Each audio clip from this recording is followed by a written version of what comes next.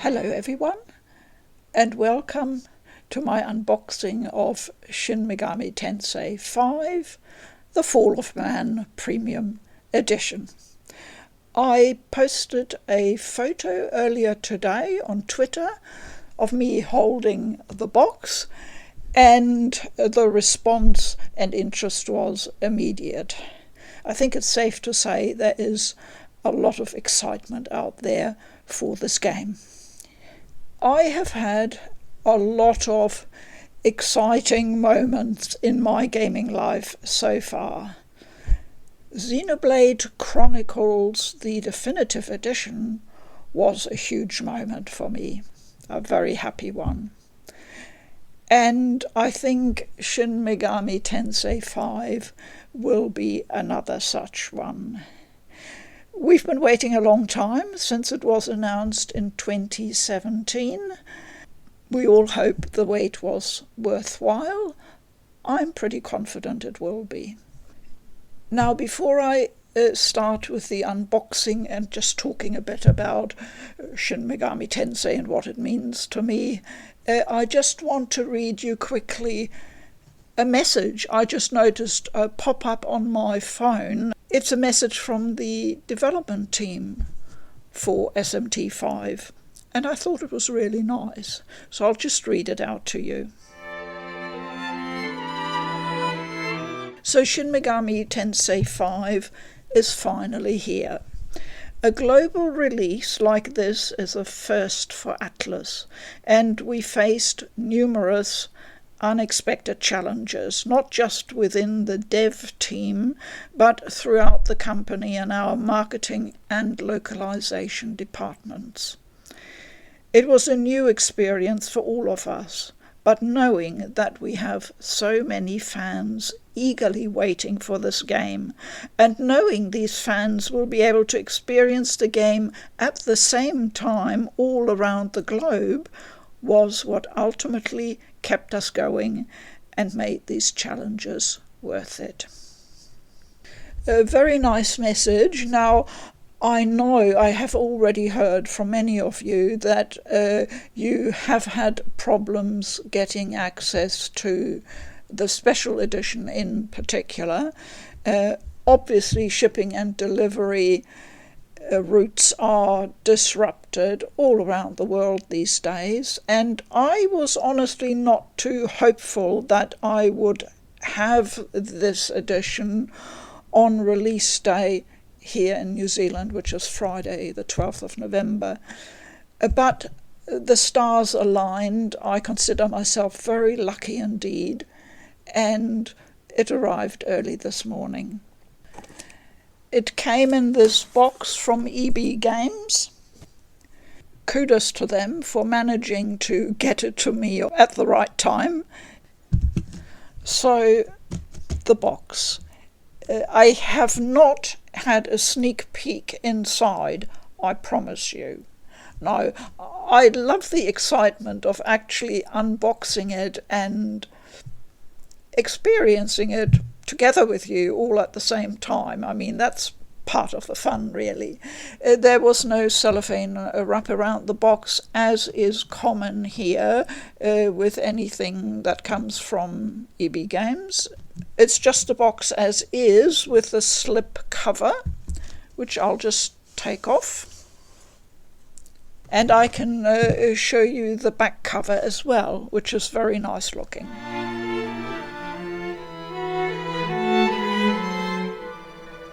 So it says on the back, Godhood awaits. The ambitions of God and human clash amidst the horror of a dying world. Decide what is worth saving and prepare to sacrifice everything in its name. Shin Megami Tensei has, right from the very beginning, never shied away from tackling the really deep, difficult and dark topics, and that's probably one reason why I like it so much. So I'm really excited to try out the game, not just in docked mode but also handheld. I will report on my findings as usual.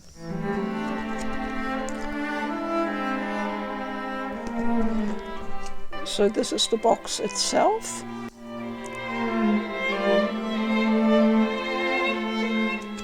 But before I open it up, I just want to tell you how I got into Shin Megami Tensei.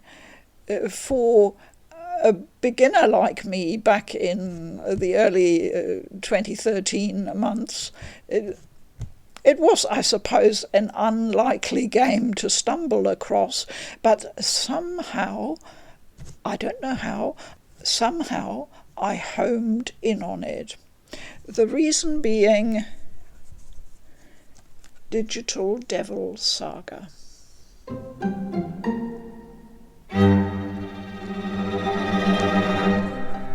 There are two games. The second one followed soon after the first one, practically within a year. Now, I've got the PlayStation 2 physicals, but I only got those later. I first discovered the game on the PlayStation Network. Those of you who've watched my video about how I got into gaming will know that that was my first exposure to gaming and to digital download games. I came across the port of Digital Devil Saga 1 and 2 there on the PSN, and I bought it. The moment I started playing the game, the first Digital Devil Saga, I can almost not describe it. It was such a strange feeling. But I have said ever since then, I regard Shin Megami Tensei as my spiritual home in gaming. It's something about the gameplay and the concepts, the overall world and the concepts in the game that appeal to me so strongly. It's like it connected straight into my synapses, into my neural system, sort of matrix-like. I was just totally gripped, and I loved the whole Shin Megami Tensei world from that moment onward. I have not played any games that are older than that. Shin Megami Tensei itself, or the Megami Tensei series of games, started way back in 1987. I haven't gone back to that, and that's obviously a bit more difficult these days. I'm very happy that I got my entry point here. There's always a lot of discussion, it seems to me, about what is a so-called mainline entry in the Shin Megami Tensei series and what are spin-offs. And the lines can sometimes blur a bit, or people may have different opinions on that. I'm honestly not too worried. As long as it's got the Shin Megami Tensei moniker on it, I'm good to go. So Digital Devil Saga was considered more of a spin-off. The reason being that the gameplay concept of characters themselves transforming into demons was based on an unused idea within Shin Megami Tensei. So that's interesting, and that's why it could probably be considered a spin-off, but it is a very strong Shin Megami Tensei game, or two games, because the world, the sort of apocalyptic feel of it is very close to the mainline games, as well as all the other concepts. If you're familiar with them, then you will slot right in there.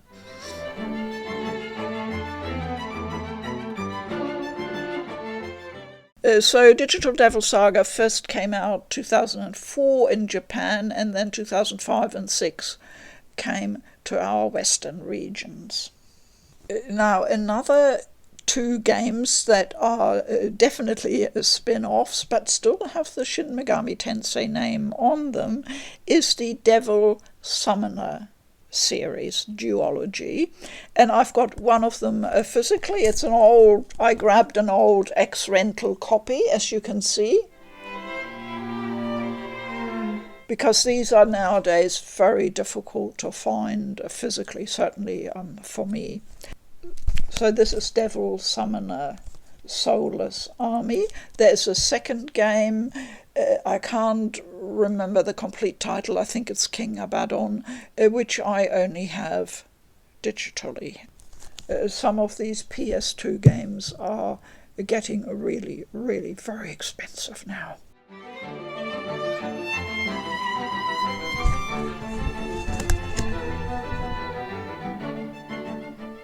A bag.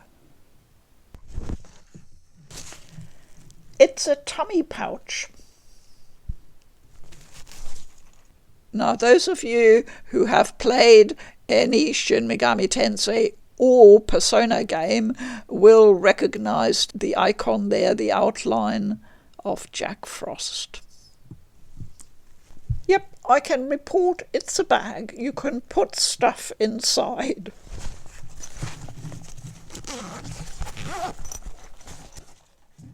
They call it a sling bag. I wonder if they think you should sling it over the shoulder or something. I guess you could have it, as a shoulder strap, and then it's a small bag, which is handy. So wearing it as a tummy pouch, you would need to knot it up or something because, with my waistline, the adjustments aren't quite enough. But for anyone a bit bigger, you could certainly use it easily that way too.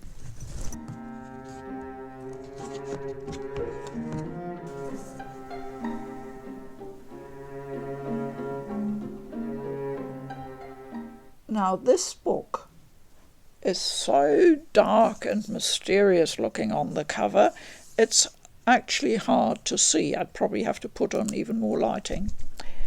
And it looks like we have a complete roster of demons here. And I see it's called the Forbidden Book of Demons.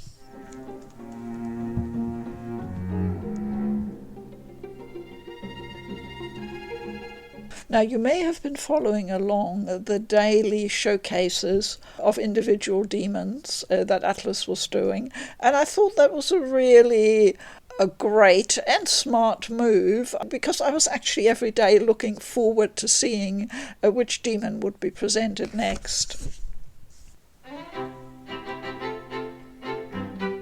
Now, Kuchulain, I know, is a very, very popular demon amongst players. A great one to recruit. And here are some of the demons you encounter quite early on, like the Pixie is probably the earliest one.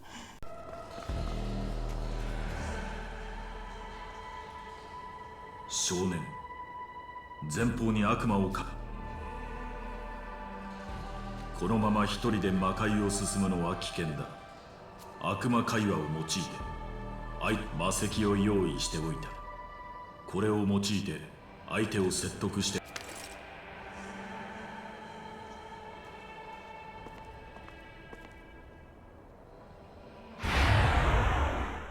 And of course Jack Frost.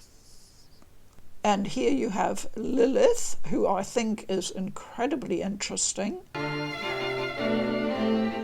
I find her a very tricky demon, but she's well worth having, if you can get her. She is known as Adam's first wife, and she's often regarded as a symbol of infidelity, it says here in the book. Beelzebub, Lord of the Flies, and the Prince of Hell, Belial, Abaddon, and Moloch. All very important demons. And here we have King Frost on the bottom there. He's the next one after Jack Frost. It's easy sometimes, I think, to get carried away with the really big, powerful and very complex demons whom you encounter later on in the game, in the mid stages and then later stages. But do not disregard the early demons. There are some very interesting ones there, and ones that you can power up very lamia I've had some good results with carrying certain demons quite a long way into mid-game. Lamia is one such a demon whom you encounter probably fairly early on, and I always get her straight away because she's really useful in the early stages. Now, Fornius, the Fallen, bottom of the page, he actually pops up very early on in Shin Megami Tensei 3. Nocturne.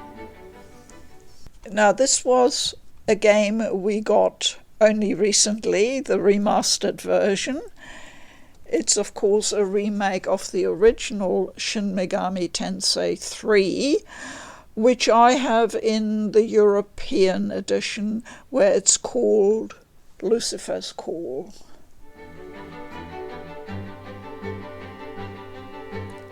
It was brought to Europe by Ghostlight. Now, this game, to this day, I think, holds up very well, played on the PlayStation 2. I went back to it just before the remaster came out, and honestly, the graphics are pretty good, considering. Of course, I never managed to finish it all the way through, because this game is as hard as igneous rock. And early on, for a beginner like me, that was really too much.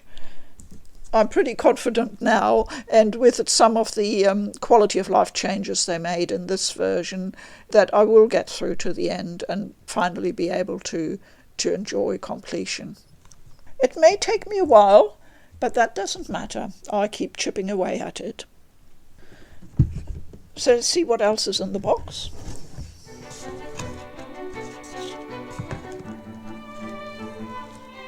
Obviously, the game.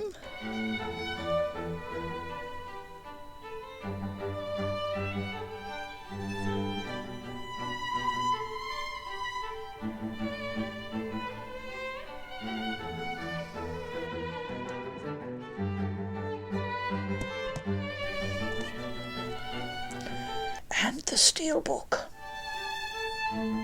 Now, I think there is an edition available in some regions of the world where you can get the game with a steelbook, and that would certainly be a very, very nice bonus to have. I'm a big fan of steelbooks.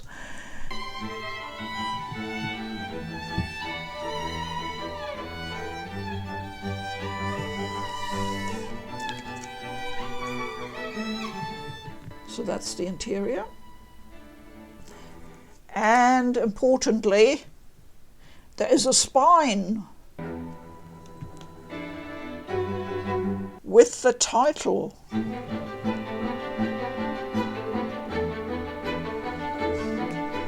Very important that they got that right. Very nice. So what other Shin Megami Tensei games are there? I'm glad you asked.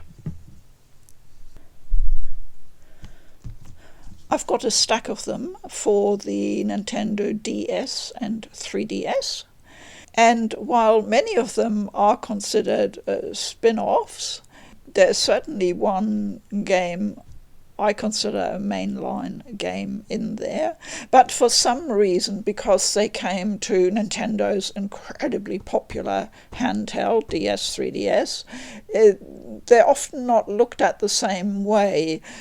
And while the graphics may obviously not be the same as on a big console, the games themselves are full-fledged games, regular RPG length, often very long. They're all fantastic games. So if you've still got a DS or 3DS hanging around, do yourself a favour and try and grab one or several of these games. So we haven't had a mainline Shin Megami Tensei game since SMT 3 18 years ago, but there certainly was one other one, because we've got 3, we've got 5, where is 4? Well, I don't have a physical copy of 4 because it was never released physically in PAL regions.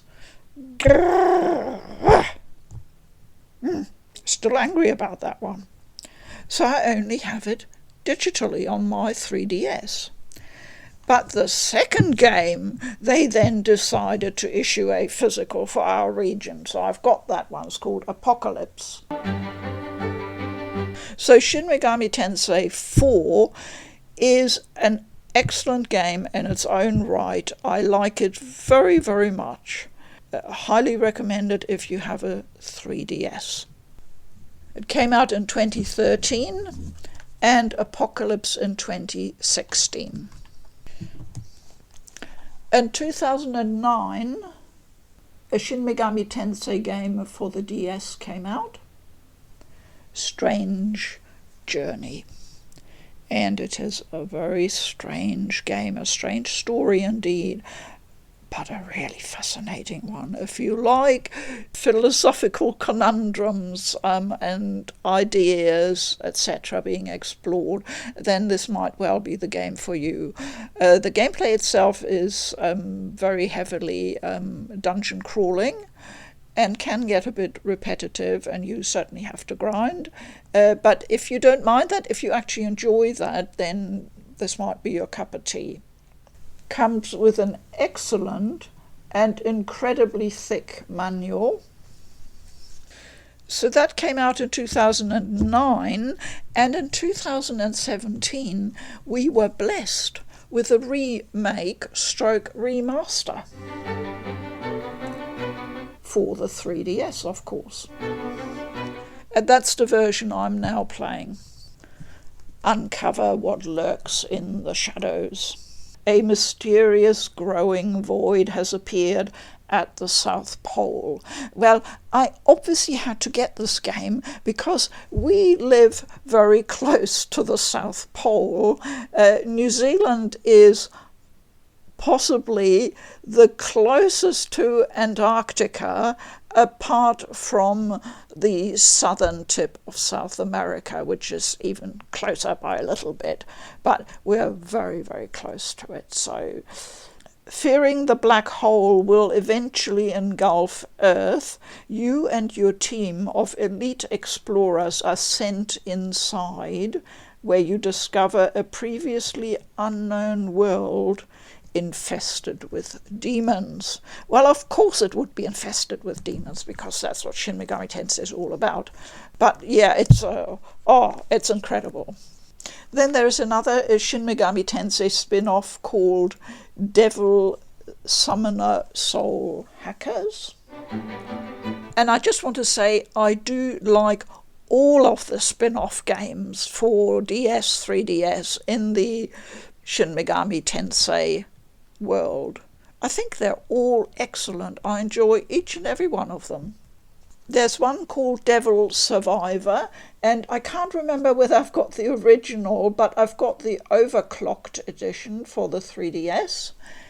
Yes, that was a remake of the original, and once again a really fantastic version. And finally there's Devil Survivor 2, which obviously followed on after Devil Survivor. I'd have to look up when that came out. I can't remember. But you can see there was also a remake again for the 3DS called Record Breaker. And if you have a 3DS, well worth going for this version. So that's quite a bit of Shin Megami Tensei. In my opinion, you can't have enough of Shin Megami Tensei. It's time to finish the box. And here we have the 2-disc soundtrack.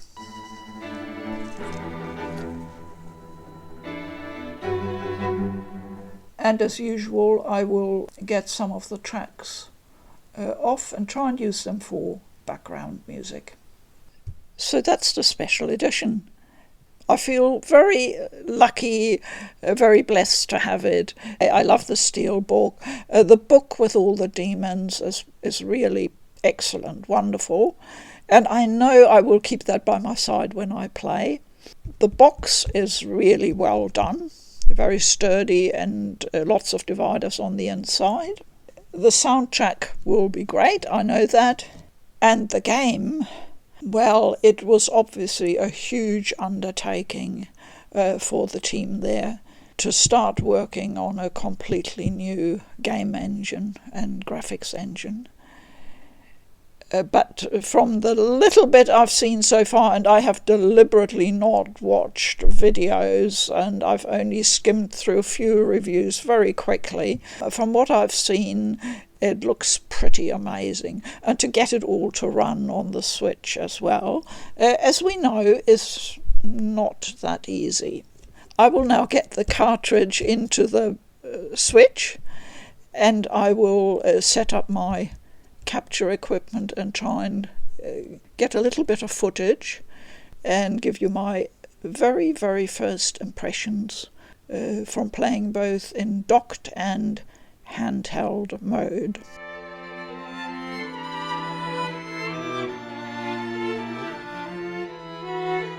Because that's the beauty of the Switch, that we can do both, and I just love having that versatility.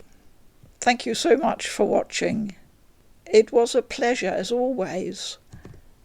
Please keep well. I'm Food for Dogs. Bye-bye.